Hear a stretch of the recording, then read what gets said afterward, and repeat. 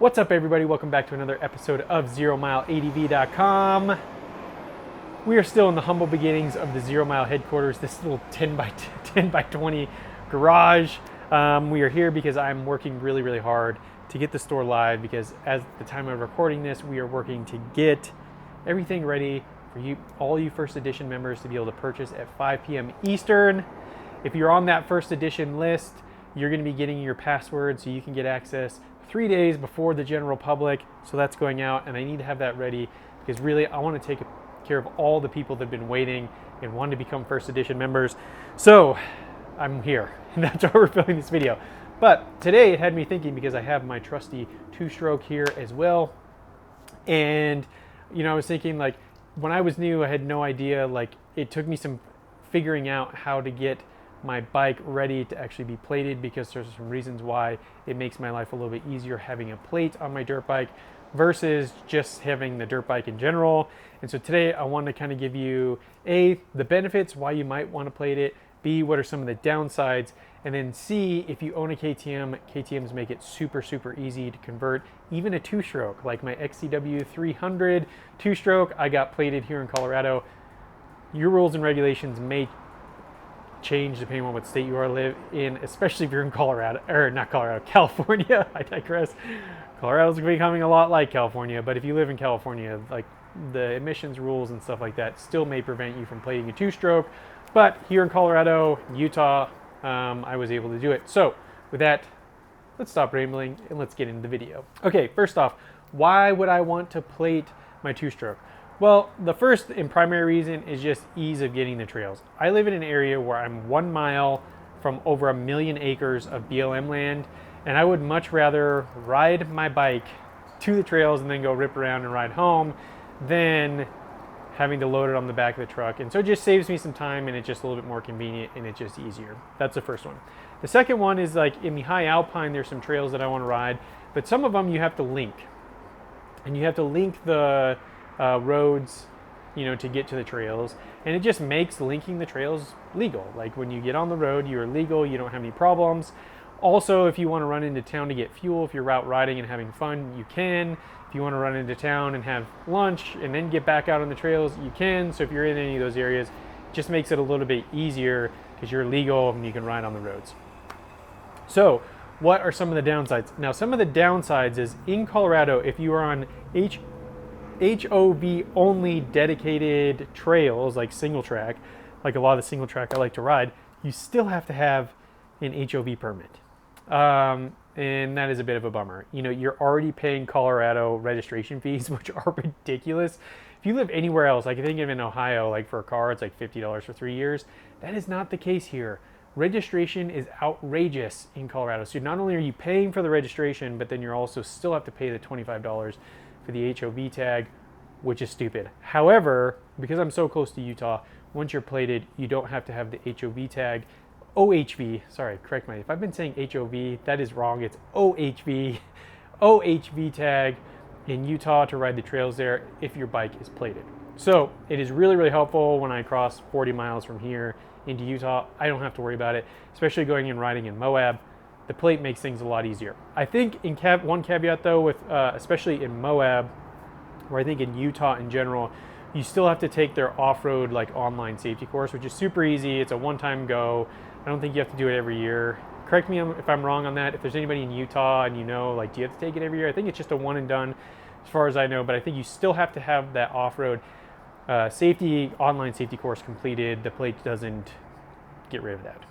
With that, let's get into how, if you have, I'm going to talk specifically about a KTM. This should apply to most other dirt bikes. Also, depending on what state you live in, verify the requirements, because their requirements may be different. Again, especially if you live in California, you may go through all this and they'd be like, hey, you have a two-stroke, it's too high emissions here for California, so you cannot plate it. So look at your state in the rules to verify. But I think the basics should get you at least 90% there, and there might be some minor differences depending on where you live. But here in Colorado, this is what I had to do. So I'm going to talk about KTM because KTM makes it really easy. So one of the benefit number one of plating a KTM is that based on the model year, all of their off-road or dirt bikes are basically the same. It is otherwise it's basically a different motor, some different suspension, but the wiring and everything is pretty much the same. So a lot of the core components are the same. So if you buy a wiring kit for a 400 XCW or XCWF, yeah, because it's the 4 strokes. Like if you buy a wiring kit for the 450, it'll work on the 2-stroke 300. And I got a wiring, so why do you need a wiring kit? So let's talk about that. So first off, to wrap that other thought up, man, I'm all over the place. There's just so many moving things about this and why I want to create this video. So number one, why does KTM make it easy?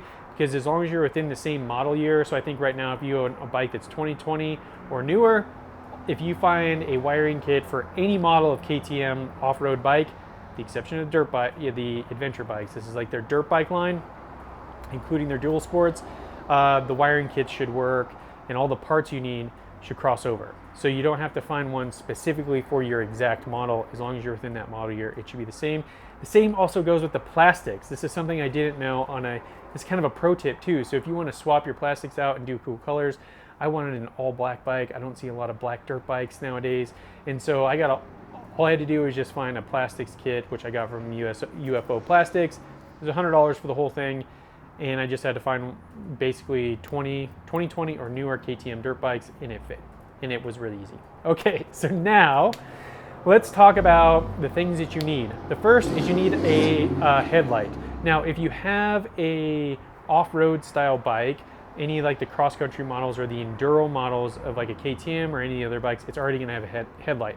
Now, if you're on like some of the more enduro models like Yamaha or Kawasaki, even maybe some of the Suzukis, they're not going to have a headlight. So you need to get a headlight. That's the first thing. The second thing is you need a horn. You need a horn and you need a button to show that it actually works. The third is then you need a rear brake light. Now with a lot of the dual sport conversion kits, especially for the KTMs, I got mine from True North Motos. They didn't sponsor this. I paid for it. They don't know I'm doing this video. So if you want to go there and support them, product came awesome, showed up easy. They had a whole video on how to install it. It made my life super easy because I'd never done it before, so it was awesome. So check out True North Motos.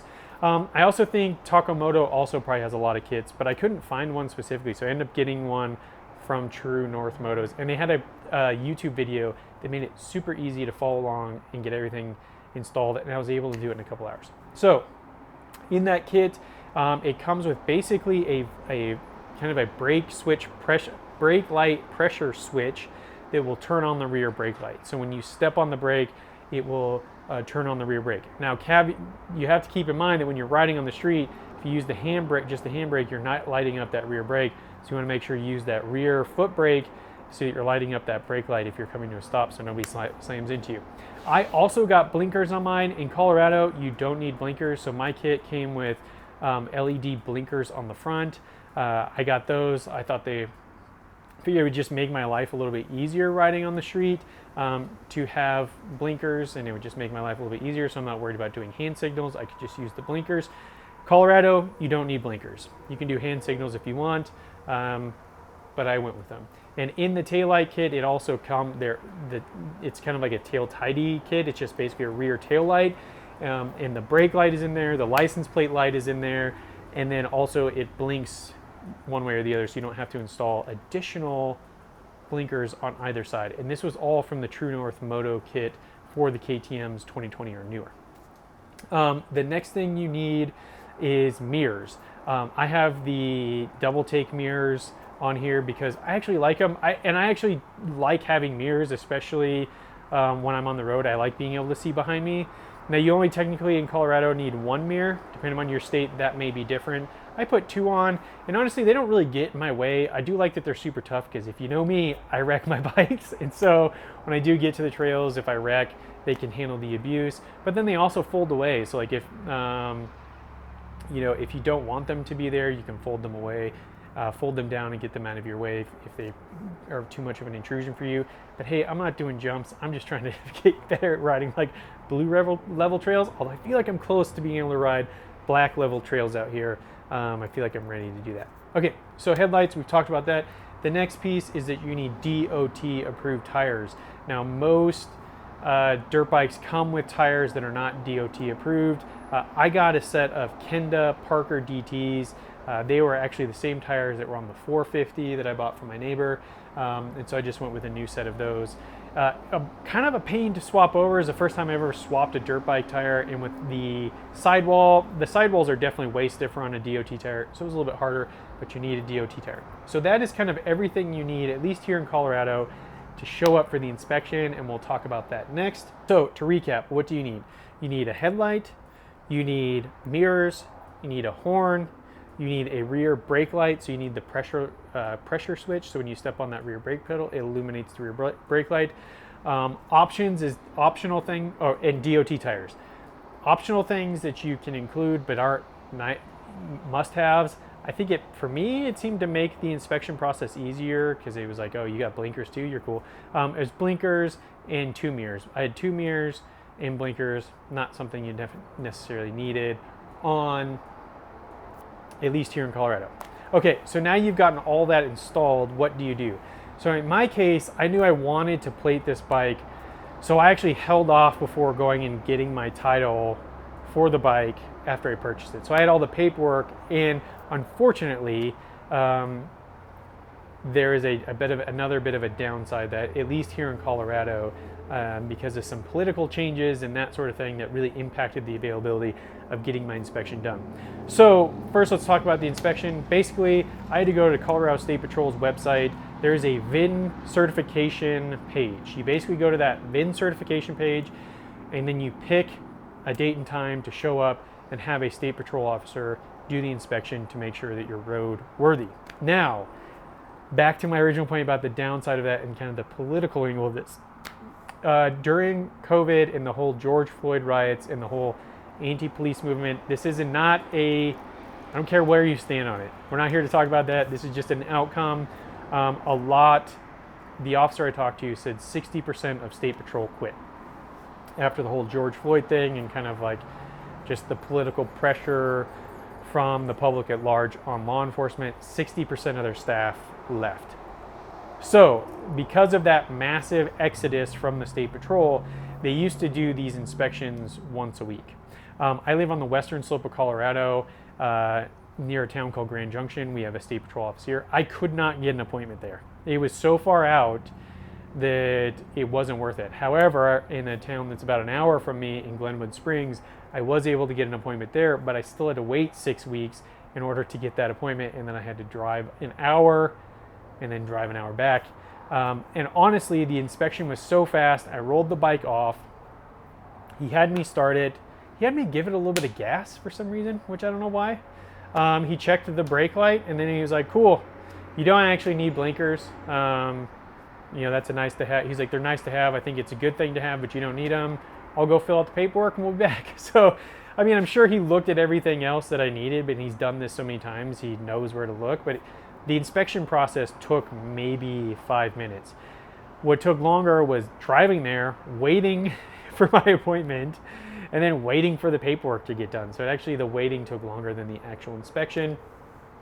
And so that is what I did. If you are new to riding dirt bikes and you have a dirt bike, you can pick up a lot of motocross bikes for super cheap, because there's just so many of them out there. And if you pick up a KTM, it would be super cheap to convert it to a dirt bike, so you can ride to work on it, you can ride to the trails, and you have all the benefits of being plated, like me personally. And one caveat on the insurance thing, as soon as I bought it, while I was still like debating if I was going to plate it or not, I still put insurance on it, because if it got stolen or whatever, I want it to be insured. So there was really no extra cost for me on the insurance, because I wanted insurance regardless. So I had insurance from the day that I bought it, so that really was kind of like a wash for me. It didn't really matter. Anyways, I'm getting really long-winded. Thank you for sticking around. Thanks for checking out another video. If you're interested in the 0 Mile apparel, go to zeromileadv.com. Support us, buy some apparel, give us your feedback. You're looking at it. It's a one-man shop. It is me. I actually take that back. We have 2 people. I have an amazing staff member, Asan, who is working in the country of origin where all this is being produced. and he's doing a fabulous job, and I wouldn't be able to do this without him. So it's a two-man operation.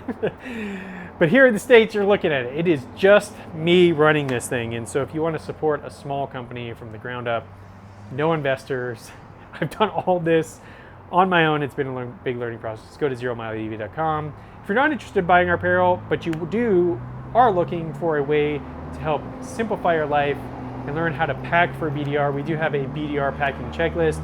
You can download that for free. I include 4 things that I think are super important that most people actually don't include on their lists. So go download that. And until next time,